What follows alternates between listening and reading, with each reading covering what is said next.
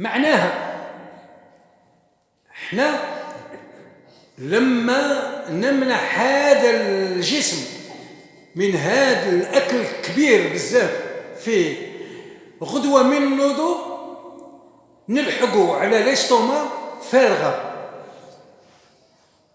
من ما نكتروش فيها الماكلة نلحقوا عليها فارغة.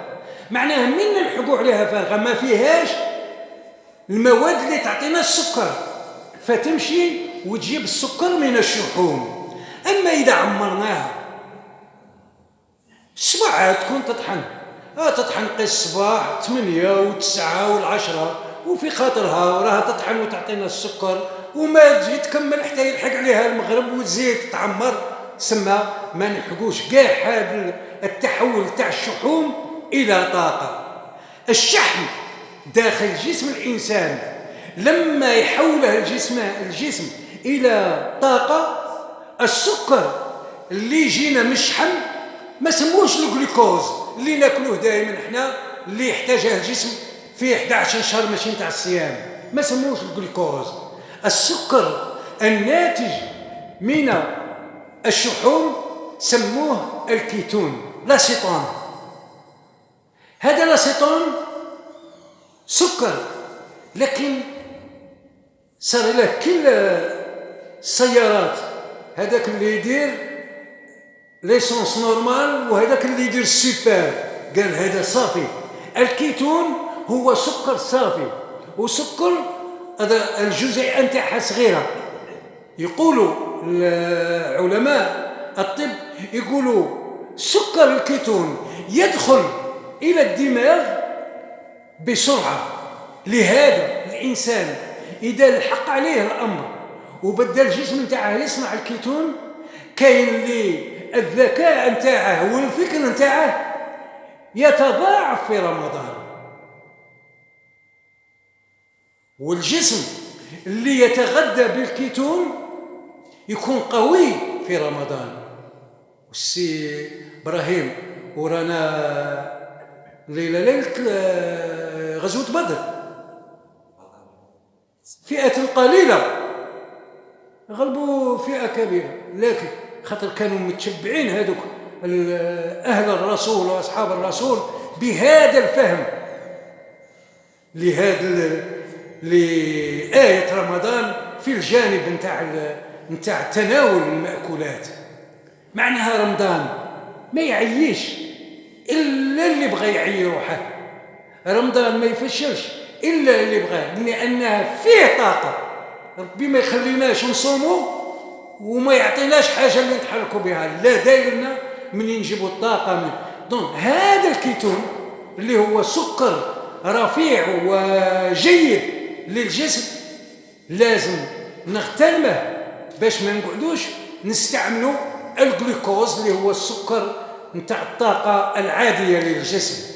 وليكن في علمكم أن الخلية السرطانية الخلية نتاع السرطان تتغذى على الجلوكوز، السكر الآخر اللي من نعبرو الدم قال فيك جرام ولا جرام، هذاك الجلوكوز اللي نعم. أما هذا الكيتون فالخلية السرطانية تعشق إلى الجنون الجلوكوز، لكن لما يبدأ الجسم يوقف الجلوكوز وما كانش الجلوكوز ويبقى يمشي بالكيتون ولا لاسيتون، الخلية السرطانية لا تفهمه بأنه مصدر للطاقة وما تستعملهاش. معناها 14 ساعة ما كانش جلوكوز نحن نقوم بتجويع الخلية السرطانية ويمكن أننا نقتلها. وهذا الأمر اللي راهم يستعملوه في أوروبا يسموه الصيام العلاجي، لو جون ثيرابيوتيك، الصيام العلاجي. الناس اللي عندهم سرطانات حضروا يصوموهم 5 ساعات 6 ساعات حتى تجوع الخلية السرطانية ويسلطوا عليها الدواء فيقضي عليها بلا ما تعاود تحيا. وكثير الناس في رمضان إذا صاموا هذا الصيام الصحي الرباني وخلاو الجسم تاعهم يكون لنا هذا الكيتون. بزاف خلايا السرطانيه تجي باغا تبدا في رمضان، واذا بالجسم ما فيهش الجلوكوز، فيه غير الكيتون، تموت وهي في المنبع نتاعها بلا ما يفيق الانسان باللي كان باغي يبدل له سرطان، وبلا ما يفيق الطبيب، وبلا ما نديروا فحوصات. يجي يبدا السرطان، يلحق عليه رمضان ويلحق عليه هذا الاكل الصحي، تموت الخليه. وكانت باغا دير لنا سرطان وقضينا عليها بدون ان نعطيها الجلوكوز، وعطيناها سكر اخر اللي ما تعرفهاش. احنا نقولوا في لغه الطب لا سيلول كونسيروز ايت اون سيلول ايديوت، غبيه. الخليه السرطانيه غبيه، لو كان ما تعطيهاش جلوكوز ما تتكاثرش. اذا احنا نتمناو ان هذا الدرس، نتمناو ان الانسان يبادر، ان الانسان يخطو خطوه، ان الانسان يجرب ينجم، ان الانسان اذا ما نجمش كاع ينقص حاجه، يقلل من حاجه. وهكذا تبدا الحكايه، انك في يوم من الايام تلقى روحك امام مائده رمضان وما كانش ليموناد. المتحدث قدامكم انا ما ندخلش رمضان عندي في الدار، رمضان صاير. كانت صعبه الامور، لكن لازم انسان يسمع. انا من دخل هذيك فيها السكر بزاف راني نضر نفسي، انا من دخل هذيك فيها السكر بزاف راني نضر اولادي، انا من دخل هذيك فيها السكر بزاف راني ندور. الطبيب ما قالش ان السكر ممنوع، الطبيب ما قالش ان السكر حرام، الطبيب قال لنا السكر نقلوا منه، حاجه اللي فيها السكر نقلوا منها. وهكذا السكر ماده تدينا للادمان عليه، فنقطع هذا الحد اللي يجعلنا مدمنين على السكر. القهوه حلوه، لاتاي حلو، الكاطو حلو، المأكولات حلوه، حتى لي كونسيرف. تمشي تشري قوطين تاع جلبان ولا تلقى الذوق نتاعو ماشي باسكو الجلبانه حلوه، باسكو الماء يديروا له السكر باش تمين دوك السكر. والله لازم حلو هذا. لا، هذه اللعبه نتاع صناع المواد الغذائيه باش يدونا احنا كمستهلكين. اذا ونقول باللي رانا في رمضان، نسيو اننا نقلوا من هذا الخبز الابيض.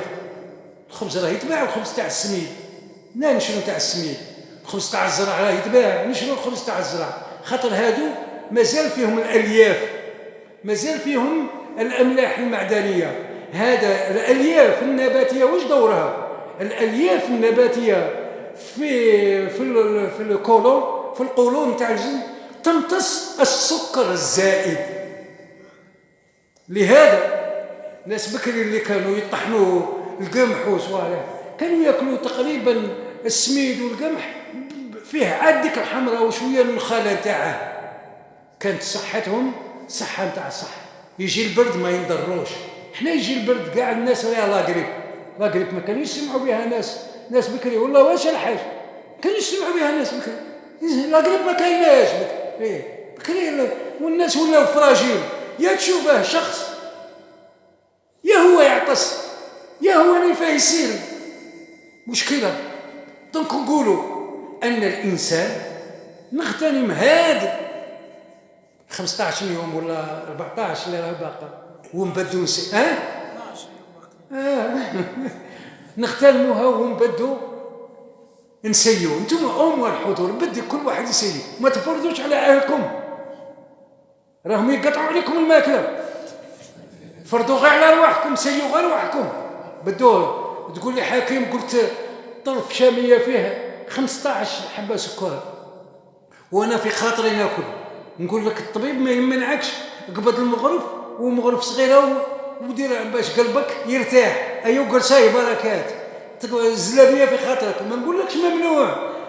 انت عادرك تتربص، انتوما عادركم في تربص. كان نمنعكم غدوه تقعدوا تقطعوا فيا قال جانا بغى يقلع علينا رمضان، صلح الزينين تاع رمضان ولا لا؟ لا، إليك نبدو غير بشوي، خاطر الزلابيه كل شويه زلابيه، خاطر السيجار كل شويه. لكن اذا كانت عندك العزيمه وبطلت ما تاكلش، ما ديرش السيجار والزلابيه، هذا شيء احسن، حسن، هذا مليح. احنا نفتخروا، انا كطبيب نفتخر، لان الضر نتاعي ان نشوف واحد امرض باسكو كلا حاجه ضراته، ماشي حاجه سامه، لا حاجه زينه ضراته، خبز ابيض ضره، اللحم ولا سوسيس فيه بزاف الشحم ضره، كلا مقليات في الدار كثر منهم ضر، الزيت هذاك المهدرج هذا علاش نقولوا دائما احسن الزيوت هو زيت الزيتون، لان فيه هذيك المواد اللي تحمي الاوعيه، فيه لي زوميغا 3 ولي زوميغا 6 اللي يحموا القلب ويحموا الدماغ. اذا نقول باللي الدرس درناه باش نوجهوكم، يا ريت انا كنا نتمنوا كان الجامع كاع كان عامل والناس تستفاد، لكن كل واحد منكم قبض شويه يولي هو مسؤول على التوعيه. كلكم راع وكلكم مسؤول عن رعيته، الرعيه نتاعك دارك، صحابك، اهلك، سؤال كلمه زينه طيبه سمعتها من الطبيب وتقولها مليحه، كلمه طيبه زينه سمعتها من الامام تقولها، كلمه طيبه زينه سمعتها من صديقك وتنفع المجتمع مليح تقولها وتخبر الناس هكذا. دونك احنا هذه الاعمال، هذه الندوات الصحيه الطبيه في رمضان احنا نتمنوا انها تنفع الاخوان، لان اخطر شيء وامر شيء ان يمرض واحد عندك في الدار، ان تمرض زوجتك، ان يمرض ولدك، ان تمرض انت. اصعب حاجه واصعب واثمن حاجه يكتسبها الانسان بعد الايمان بالله هي صحته.